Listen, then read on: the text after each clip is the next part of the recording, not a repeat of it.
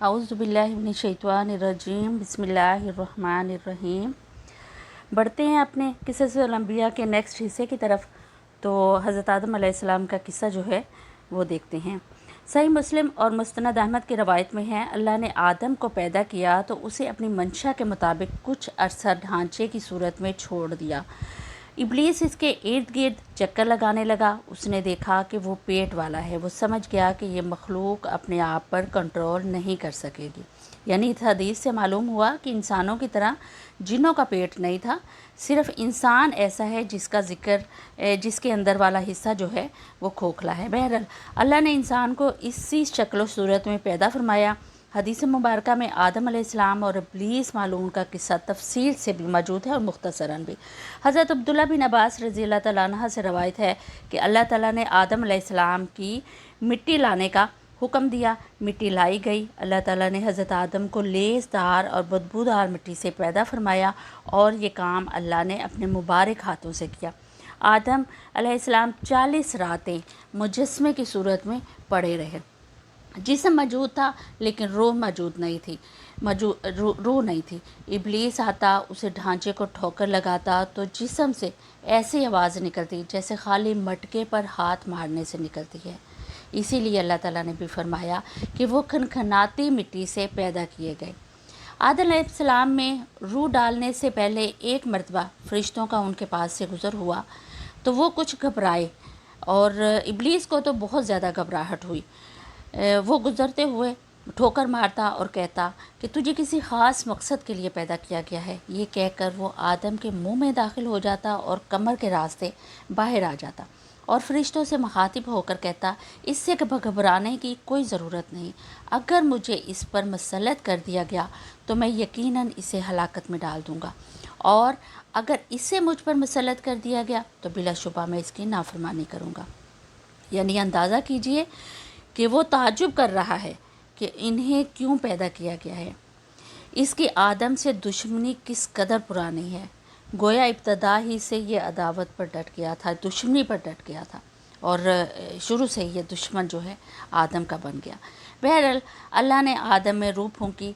इस मज़मून को कुरान पाक में जा बजा मुख्तलिफ़ जगहों पर इसका ज़िक्र किया गया है।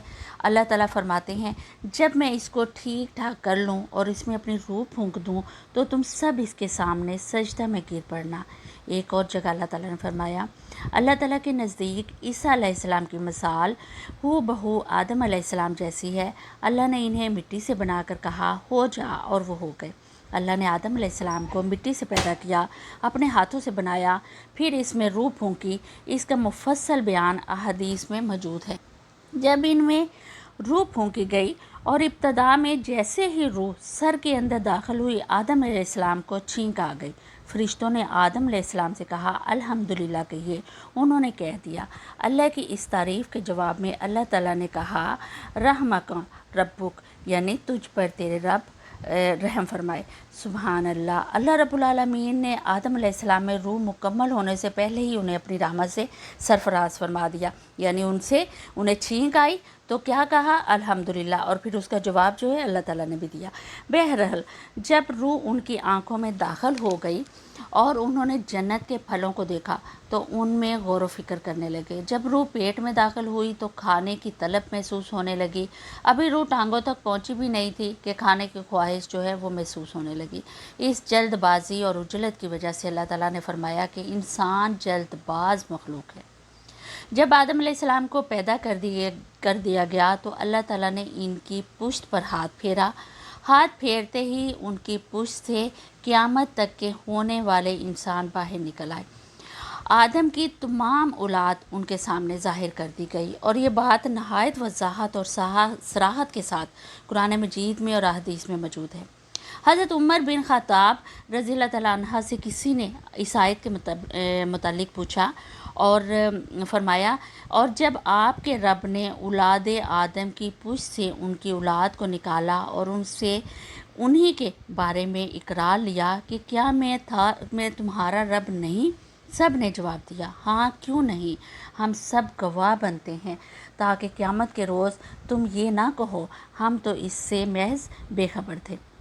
حضرت عمر رضی اللہ تعالیٰ عنہ نے اس شخص کے سوال کے جواب میں فرمایا، میں نے سنا ہے کہ نبی پاک صلی اللہ علیہ وسلم فرما رہے تھے، اللہ نے آدم علیہ السلام کو پیدا کیا، پھر اپنے دائیں ہاتھ کو ان کی پشت پر پھیرا اور اس سے نسل انسانی کو باہر نکالا اور ان کی طرف اشارہ کرتے ہوئے فرمایا، میں نے انہیں جنت کے لیے پیدا کیا ہے اور یہ جنت والوں کے کام کریں گے۔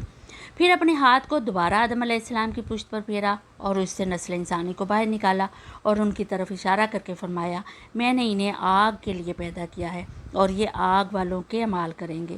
اس پر ایک شخص نے نبی پاک صلی اللہ علیہ وسلم سے پوچھا، سوال کیا یعنی کہ اے اللہ کے رسول، تو پھر ہمارے اعمال کس حساب میں شمار ہوں گے؟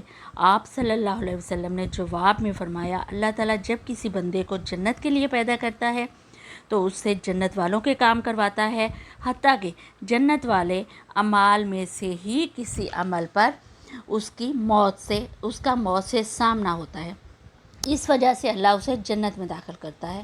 اور جب اللہ تعالیٰ کسی بندے کو آگ کے لیے پیدا کرتا ہے تو اسے آگ والے اعمال پر لگا دیتا ہے، یہاں تک کہ وہ آگ والے کسی عمل پر مرتا ہے، اس کی وجہ سے اللہ تعالیٰ اس کے آگ میں داخل کرتا ہے۔ ہر شخص کے لیے اس کام میں آسانی پیدا کر دی جاتی ہے جس کے لیے وہ پیدا کیا گیا ہے، یعنی یہ حدیث ہے۔ لیکن یہ بات ہر وقت ذہن میں موجود رہنی چاہیے کہ اگر اللہ نے انسان کو اختیار دے رکھا ہے کہ وہ اپنی عقل اور فکر کی روشنی میں اللہ کے احکامات پر عمل پیرا ہو کر خود کو جنتی بنا لے، یا عقل کا درست استعمال نہ کرتے ہوئے شیطان کا پٹا جو ہے وہ گلے میں ڈال لے، یعنی شیطان کے راستے کے اوپر وہ چل پڑے اور جہنم میں جگہ بنا لے، یہ تو اللہ نے انسان کو اختیار دے رکھا ہے، اس کی مرضی کے جنت والے اعمال کر کے یا دوزخ والے اعمال کرے، یعنی اس کا اختیار ہے۔ ہر انسان میں دونوں طرف جانے کی طاقت اور صلاحیت موجود ہے۔ اللہ نے انسان کو مجبور نہیں بنایا، البتہ ہر انسان کو جو بھی رویہ وہ اختیار کرنا چاہتا ہے اختیار کرے۔ اللہ کو اس کا علم تھا اور اس کا علم برحق ہے، اس میں کوئی غلطی نہیں ہو سکتی، اس لیے اس نے اپنے علم کے مطابق تقدیر لکھ دی۔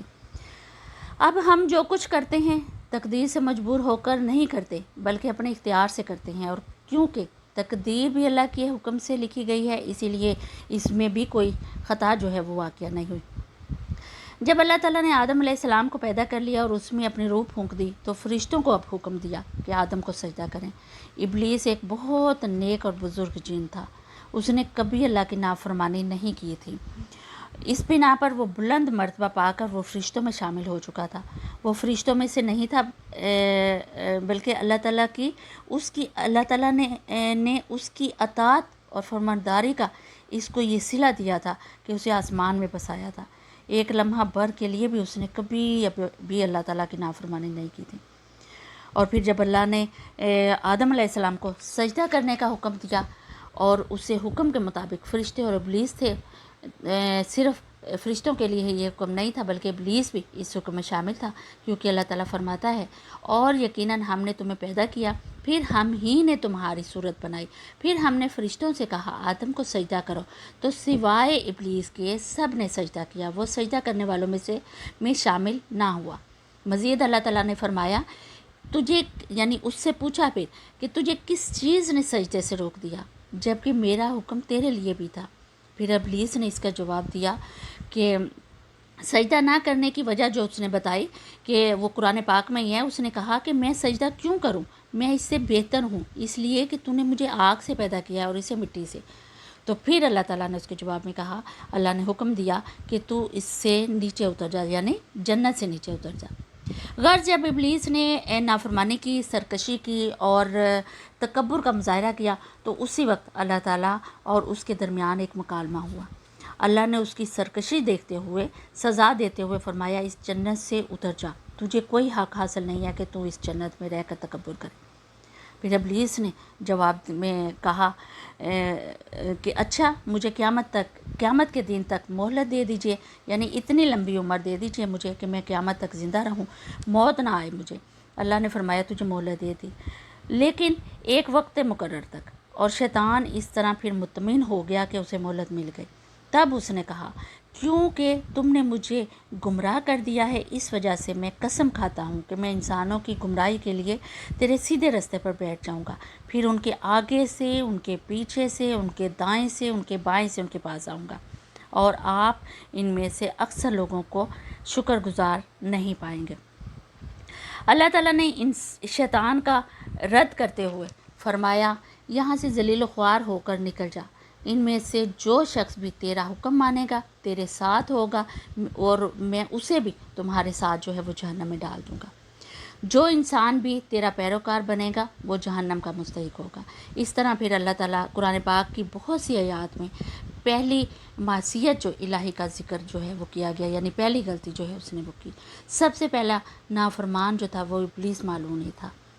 وہ خبیث اللہ کے سامنے تکبر اور اناج سے بھرپور جواب دیتا رہا، اس وجہ سے اللہ تعالیٰ نے اسے کافر کا لقب دیا۔ کافر اسے کہتے ہیں جو نعمت کا انکار کرے۔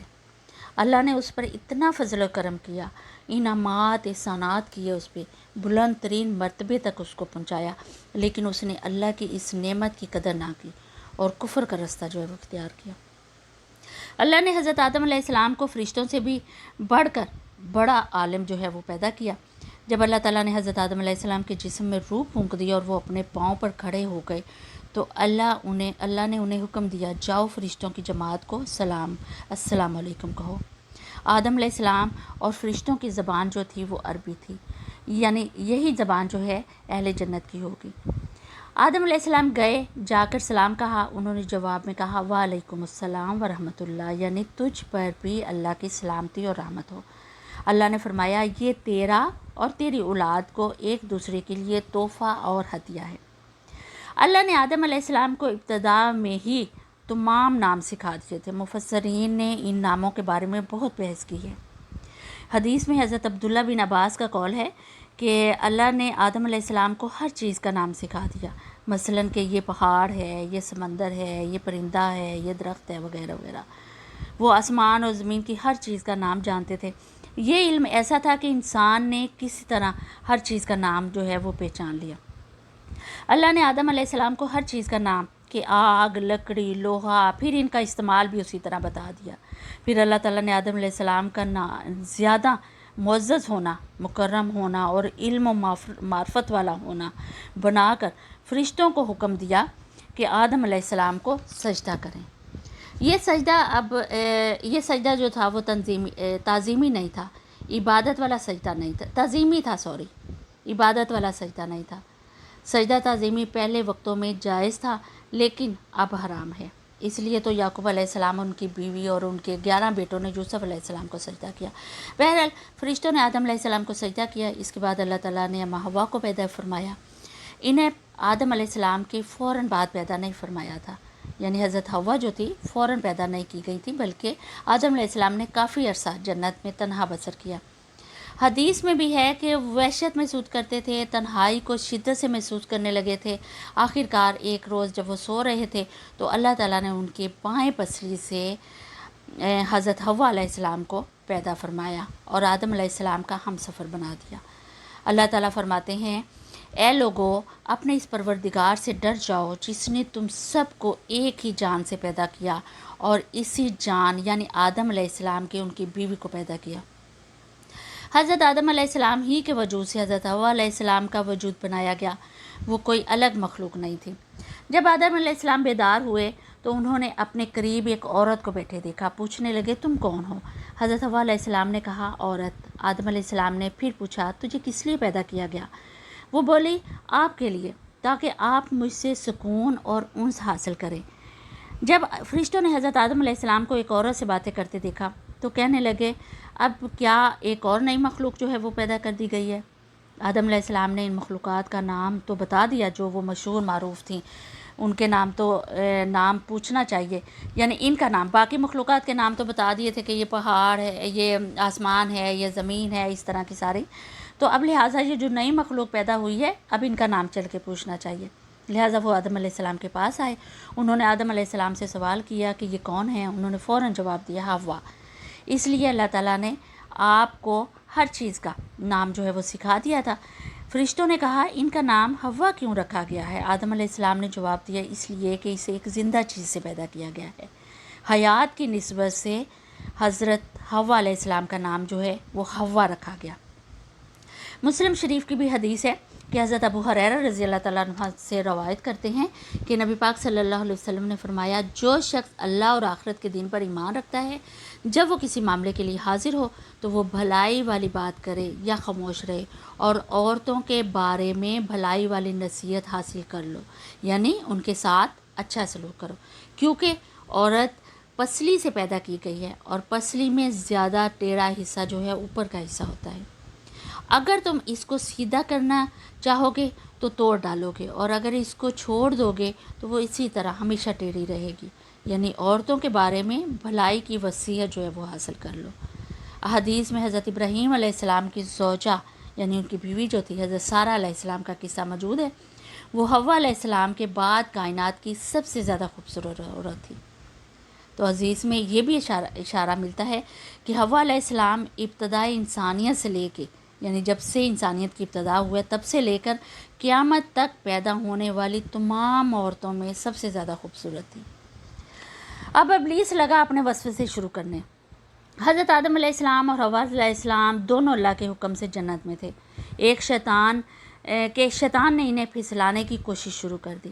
اللہ تعالیٰ فرماتے ہیں اور ہم نے کہہ دیا اے آدم علیہ السلام تم اور تمہاری بیوی جنت میں رہو اور جہاں سے چاہو بافراغت کھاؤ۔ جنت بھی کیسی تھی؟ اللہ تعالیٰ خود ہی اس کے بارے میں فرماتے ہیں کہ وہ جنت جس کی چوڑائی ہی آسمان اور زمین کے برابر ہے، تو اس جنت میں جو چاہو وہ کھاؤ، کچھ بھی منع نہیں سوائے ایک درخت کے، یعنی اگر اس درخت کے پاس جاؤ گے تو ظالموں میں سے ہو جاؤ گے۔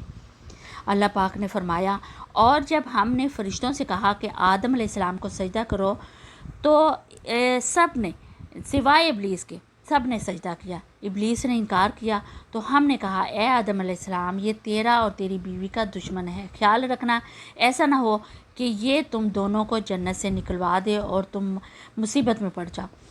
یہاں تو تجھے آرام بھی ہے، نہ تو بھوکا رہتا ہے نہ ننگا رہتا ہے، نہ تجھے یہاں پیاس سے ہی کوئی واسطہ پڑتا ہے، نہ دھوپ سے تکلیف اٹھانی پڑتی ہے۔ گویا اللہ نے حضرت آدم علیہ السلام کو وسوسے سے پہلے ہی ان کو خبردار کر دیا تھا۔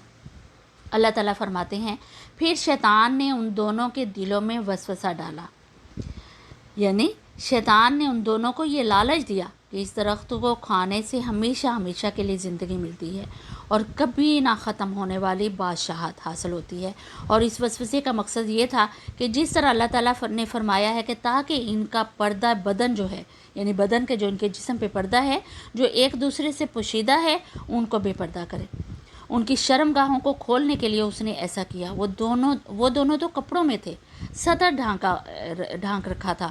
جب ان دونوں نے اس درخت کے پھل کو کھایا تو لباس نیچے گر گیا، دونوں برہنہ ہو گئے، اور یہی شیطان چاہتا تھا کہ انہیں برہنہ کر دے، اللہ کی نافرمانی پر اکسائے۔ اور شیطان ان دونوں کے سامنے اللہ کی قسمیں کھانے لگا کہ میں تم دونوں کا خیر خواہ ہوں، سچا خیر خواہ۔ اس وقت سے پھر یہ جھوٹی قسموں کی جو ہے وہ ابتدا ہوئی۔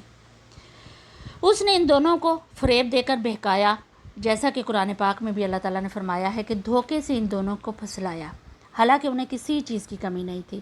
بھلا وہاں کیا محتاجی ہو سکتی تھی؟ جنت میں پرسکون طریقے سے وہ زندگی بسر کر رہے تھے۔ جنت سے بڑھ کر کیا کوئی اور جگہ ہے؟ لیکن جب برہنہ ہو گئے تو درختوں کے پتوں سے جسم ڈھانپنے لگے۔ حدیث میں آتا ہے کہ حضرت آدم علیہ السلام بھاگنے لگے تو اللہ تعالیٰ نے پکار کر کہا انہیں آدم مجھ سے بھاگتے ہو؟ آدم علیہ السلام بولے اے اللہ میں شرم کی بنا پر بھاگ رہا ہوں، اور اس وجہ سے کہ تیرے سامنے برہنہ کیسے رہوں، اور پھر یہ کہ تیری نافرمانی بھی کر چکا ہوں۔ یہاں اب ایک سوال پیدا ہوتا ہے کہ دونوں میں سے پہلے کھانے والا کون تھا، یعنی وہ پھل کس نے کھایا تھا؟ اس بارے میں متفق قول ہیں کہ وہ حضرت حوا علیہ السلام تھی۔ انہی نے آدم علیہ السلام کو لالچ دلاتے ہوئے اس غلطی پر آمادہ کیا تھا۔ جیسا کہ بخاری شریف کی حدیث میں بھی نبی پاک صلی اللہ علیہ وسلم نے فرمایا کہ اگر حوا نہ ہوتی تو کوئی عورت اپنے خاوند سے خیانت نہ کرتی۔ حوا علیہ السلام نے انہیں غلطی میں مبتلا کیا تھا۔ اگر حوا علیہ السلام نہ ہوتی تو حضرت آدم علیہ السلام بھی غلطی میں مبتلا نہ ہوتے۔ اللہ نے حضرت آدم علیہ السلام کو پکارا، کیا میں نے تم دونوں کو اس درخت سے نہیں روکا تھا؟ اور کیا یہ نہیں کہا تھا کہ شیطان تمہارا کھلا دشمن ہے؟ اب توجہ طلب بات یہ ہے کہ اس موقع پر دونوں نے کیا طرز عمل اختیار کیا۔ یعنی یہ سوچنے کی بات ہے کہ دونوں نے کیا کیا، دونوں اپنی غلطی پر ہی باضد رہے یا تکبر کرنے لگے، جس طرح کہ ابلیس نے سجدہ کرنے سے انکار کر کے تکبر کیا تھا، گھمنڈ کیا تھا، یا ان دونوں نے توبہ کر لی؟ جی ہاں، بالکل دونوں نے توبہ کر لی، جیسا کہ قرآن پاک میں بھی آتا ہے کہ دونوں نے کہا، اے ہمارے رب، ہم نے اپنے اوپر ظلم کیا، اور اگر تو نے ہمیں معاف نہ کیا، ہم پر رحم نہ کیا، تو یقیناً ہم ظالموں میں سے ہو جائیں گے۔ یہاں پر اب ایک سوال بھی پیدا ہوتا ہے کہ جب ابلیس نے حضرت آدم علیہ السلام کو سجدہ نہیں کیا تھا، قرآن پاک میں اس کے بارے میں یہ الفاظ آئے ہیں کہ پھر شیطان نے ان کے دلوں میں وسوسہ ڈالا۔ یہ وسوسہ اس نے کیسے ڈالا جبکہ جنت سے نکالا جا چکا تھا؟ مفسرین نے اس کے جواب میں لکھا ہے کہ اس نے جنت سے باہر رہ کر یہ وسوسہ ڈالا۔ یعنی اب تھوڑا سا ذکر جو ہے ہم ابلیس کا اگر کرتے چلیں کہ اس کی کیا حقیقت تھی۔ ابلیس کے لفظی معنی جو ہیں وہ انتہائی مایوس کن کے ہیں کہ یہ جنت سے نکالا جانے کے بعد ہمیشہ ہمیشہ کے لیے اللہ کی رحمت سے مایوس ہو گیا تھا، اسی لیے اسے یہ لقب ملا تھا، ورنہ روایات کی روح سے اس کا اصل نام جو تھا وہ عزازیل تھا۔ پہلے یہ جنات میں سے تھا، اپنے رب تعالیٰ کی اطاعت سے نکل کر ابلیس ہوا۔ اس کا علم ناقص تھا، مزاج جو تھا انتہائی ناپاک تھا، وہ غرور اور تکبر میں مبتلا ہو چکا تھا۔ یہاں یہ بات بھی ہمیں ذہن نشین کر لینی چاہیے کہ انبیاء علیہ السلام خطا اور گناہ سے پاک ہوتے ہیں، ان پر اللہ تعالیٰ کی مستقل حفاظت اور نگرانی قائم رہتی ہے۔ اگرچہ انبیاء بھی انسان تھے اور تمام انسانی تقاضے انہیں لاحق تھے، لیکن ان کے عمل اور ارادے میں کسی قسم کی بدی اور شر کا عمل دخل نہیں تھا۔ پھر ان کا ہر قول اور ہر عمل جو تھا، بلکہ ہر حرکت جو تھی، سکون کی حالت ہی انسانیت کے لیے بہترین نمونہ تھے۔ یعنی وہ انسانیت کے لیے بہترین نمونہ تھے۔ البتہ ایک بشر ہونے کی وجہ سے بھول ضرور ان سے ہوئی، بھول کا امکان ہوتا تھا، تاکہ بھول ہو جانے کی صورت میں انہیں فوراً ہی خبردار کر دیا جاتا تھا اور پھر وہ اپنے اللہ کی طرف پلٹ آتے تھے۔ حضرت آدم علیہ السلام کے واقعے پر غور کرنے سے واضح ہو جاتا ہے کہ حضرت آدم علیہ السلام کی یہ لغزش گناہ نہیں تھی، بلکہ محض بھول کی وجہ سے انہوں نے جو تھا وہ پھل کھا لیا تھا۔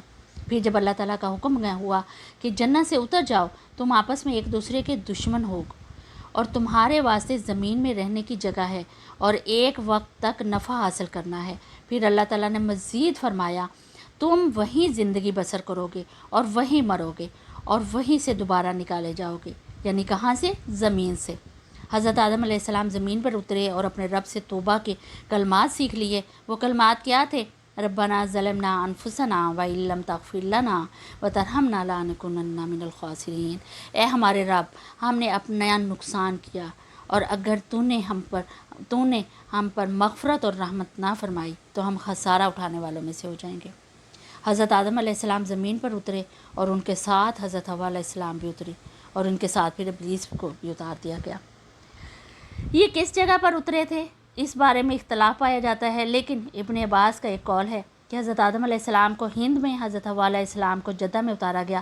جب آدم علیہ السلام اتر آئے تو حوا علیہ السلام کی تلاش جو تھی انہوں نے شروع کر دی۔ آخر کار میدان عرفات میں دونوں کی ملاقات ہو گئی۔ چونکہ میدان عرفات میں دونوں ایک دوسرے سے ملے تھے، لہٰذا اسی مناسبت سے اس میدان کا نام عرفات میں شروع ہو گیا۔ پھر اللہ تعالیٰ نے زمین کے اندر انسانوں کو پھیلانا شروع کر دیا اور زمین کو مردوں اور عورتوں سے آباد کر دیا گیا۔ مفسرین بیان کرتے ہیں کہ حوا علیہ السلام کے 20 ولادتوں میں 40 بچے پیدا ہوئے۔ ان کے ہاں ہر بار 2 بچے جو ہیں، یعنی جڑواں بچے جو ہیں وہ پیدا ہوتے، ایک لڑکا ہوتا اور ایک لڑکی۔ سب سے پہلا جو جوڑا تھا وہ قابیل اور اس کی بہن کمین کا تھا۔ پھر انسانوں کی افزائش جو ہے وہ شروع ہو گئی، آبادی میں اضافہ ہونے لگا۔ اللہ نے حضرت آدم علیہ السلام کو ہی ان کا نبی متعین کر دیا اور وہ انہیں دین سکھاتے رہتے تھے۔ اس وقت تمام لوگ واحد تھے، خالص توحید کو اپنانے والے تھے، یعنی تمام لوگ ایک ہی امت کے تھے، بالکل شرک کا تو دور دور نام نشان تک نہیں تھا۔ تو اس طرح سے حضرت آدم علیہ السلام اور حوا علیہ السلام کی نسبت سے تمام لوگ جو ہیں وہ وجود میں آنا شروع ہو گئے اور آبادی میں اضافہ ہونا شروع ہو گیا۔ ابھی تک کے لیے اتنا ہی، باقی انشاءاللہ جانیں گے نیکسٹ ایپیسوڈ میں، اور تب تک کے لیے اجازت۔ سبحانک اللہم و بحمدک، نشہد لا الہ الا انت، نستغفرک و نتوب الیک۔